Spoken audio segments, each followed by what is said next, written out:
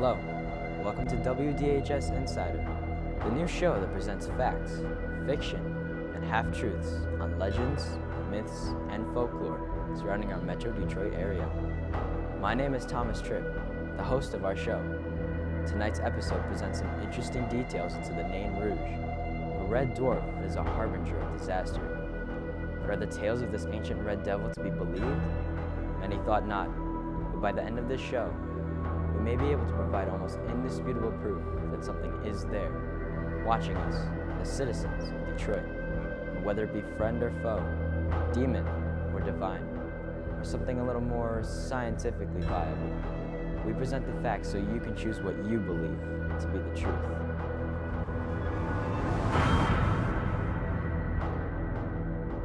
Well, I'm a director of photography here in Detroit, and I got involved with a project called Nain Rouge, which was a short film directed and written by Jasmine Rivera. My name is Jasmine Rivera. I think the Nain Rouge is a pretty awesome cultural local myth that Detroit has. It's a lutin. Which was a dwarf, which the lutin originally was kind of like more of the cutesy character that you're talking about, which it would grant wishes and play mischievous tricks, but it was never really evil incarnate. When the legend came to Detroit back during its early settlement, it was associated then with the Native American mystical kind of aura that was surrounding the frontier at this time, mixed with the Indian culture. And I think when Cadillac arrived, he brought with it this more of a twisted, eviler version of the legend, and it kind of took on this very foreboding quality. The image pretty much stays the same, you know. Some people say it's got sharp teeth. Tiny, hideous thing, and it had this face that was just red, and these fangs just hung out of its mouth, and it was horrific. He is a very sneaky, shadowy creature. But I have a feeling he's around. I have a feeling that I've probably seen his shadow before. Not even a year later, Cadillac is at capital of New France in Quebec City, organizing his trip to the Straits to establish Fort Pontchartrain, and a soothsayer came.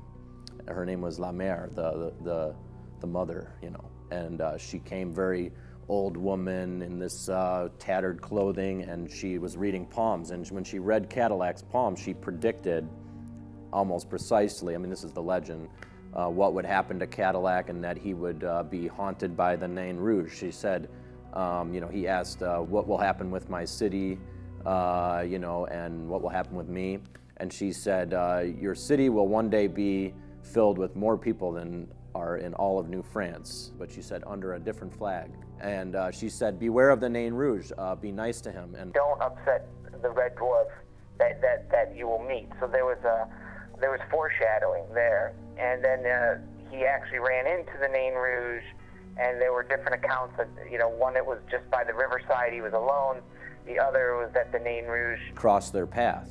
And Cadillac's wife, whose family name was Goyon, she said, be nice to the Nain Rouge. And instead, Cadillac took his cane and struck the red dwarf, and he cackled and ran away.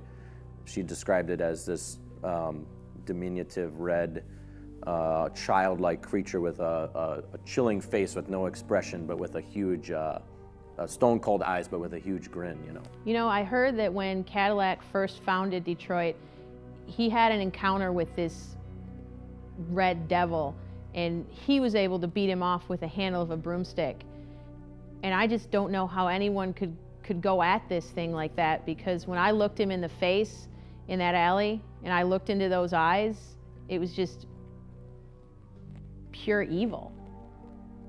All through the 1860s, all the way through the 1890s, there was just various reports, all the way as far as a gross eel. People were getting their horses mutilated, let out of their pens, and swearing by the stars they saw a childlike figure, scampering through their ranch. Of course, there was the riots of 1967, and we have numerous accounts, 3 or 4 specific accounts of people seeing the Nain Rouge in the streets.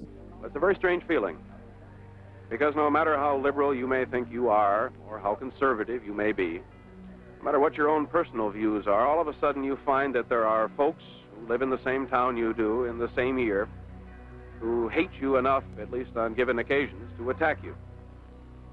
And it makes you kind of wonder. We have a lot of the townsfolk said they saw this image of the Nain Rouge through the smoke in various buildings that were burning.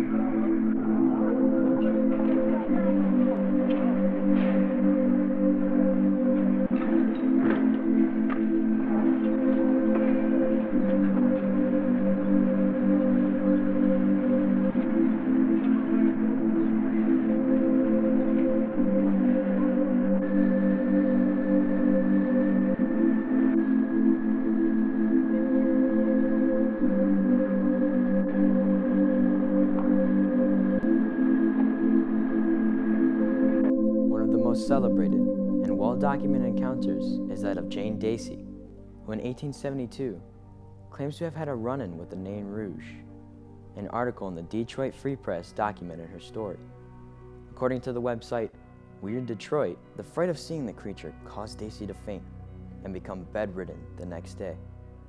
Local news quickly revealed an entire series of events and what doom followed close behind.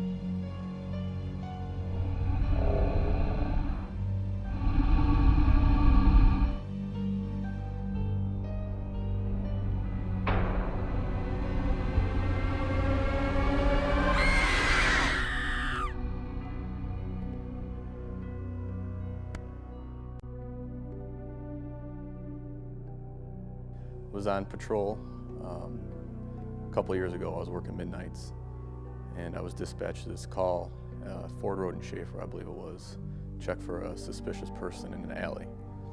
So I head up to the scene. It's pitch black, no lights. I go back to the alley, and it seems empty at the time, but then I see this shadow kind of closer to Ford Road. So I was going to a concert with my friend Kathy, and we were supposed to be down at St. Andrews Hall, and we were running late because Kathy always has to iron her jeans and put on her makeup. And we cut through this alley to get to St. Andrews. We were down by Campus Martius, and Kathy just let out this horrible scream. And I thought she was getting mugged. And I turned around, and there was this thing. I don't know what exactly it was, but it was horrible looking. It was. And I see the outline, the silhouette of this person. So I pull in the alley, and I use my vehicle spotlight. Shine the vehicle or the light kind of down in that alley, not right in his eyes because I want the element of surprise. And so I get out of the car and start approaching this person. And as I get close, I see that he's got this tint to him, like I don't know if it's drugs or whatever, but it's almost like a reddish tint. So my suspicion level went up at that point. My heart started pounding. So I start walking up closer to him. And immediately I see his face, and I notice that his eyes are red. And these wicked, ugly fangs that just hang out of its mouth. And we were terrified. And I think after that moment, I feel like I just had to believe, because what I saw was definitely not human. So there's this red dwarf walking around Detroit, and he is responsible for causing a disaster. Do I believe that? That's a very good question. I don't tend to believe in mythical figures. I'm a police officer, 6 years on the force, and I can honestly say I'll never forget that night. And there's definitely something I'll never forget. I don't necessarily believe in ghosts or anything like that, but hearing about this story and all the elements behind it, it really makes me wonder if that was what I saw. And I guess maybe we'll never know. Pick and choose what you want to believe in. But this little red creature, no, it's not for me. Once upon a time, around the campfire, there were some superstitious people. The end. I think Nain Rouge is an embodiment of all of the negative forces that come from people's decisions. and the way that they've treated people in the city and the city itself. And it's kind of this embodiment of what happens when we cease to work together and we actually harm each other with stories of negativity and fear. So I'm not sure I totally believe in the actual creature existing.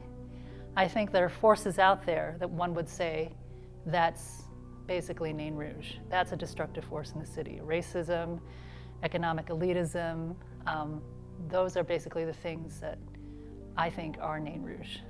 That was then, and this is now. This year, thousands of Detroiters will take to the street and usher out all the bad that the Nain Rouge has brought to our city. From the days of Cadillac to the present, the Nain Rouge has overstayed his welcome. In response to his lengthy stay, marchers of young and old will ask him to leave in a celebratory act. This march has become a Detroit tradition and is growing in popularity with Detroiters and suburbanites. You got some game. There's some hope here. Up on the stage, we're going to talk about some of the costumes that you're wearing right now and who you're representing. Go! You! Go! You! I'm not leaving. Here I am in Cass Park. I'm still here. I told you it wouldn't make any difference. You all talk a good show. But I know you didn't really believe it would succeed. You talk pride. As you can see, the history of this creature is rather expansive, and today, we add a chapter to this ongoing saga of the Red Dwarf by bringing in some footage of our own. WDHS Insider was allowed a glance of this unique and eerie creature via some video taken by a current Detroit resident. We ask you to simply be objective and neutral. We have our own assessments of the footage, but we wish for you to draw your own inference and do your own research as well. Whatever conclusion you come to, the truth is out there, somewhere. Hey guys, so here I am. I stopped in Detroit at the Grand Central Station. This is where Lola and Lolo met in the 1930s. Lola was about 20, Lola was about 20. Hey, what is that over there? What? What is that? What are you talking about? It's behind you. It's behind the sign. What? I'm serious, it's right there. See it? Do you see it? If you're ever in Detroit and you hear the cackle of a red dwarf, do not hit him with your cane. Just leave him be. I'm Thomas Tripp. This has been a WDHS production.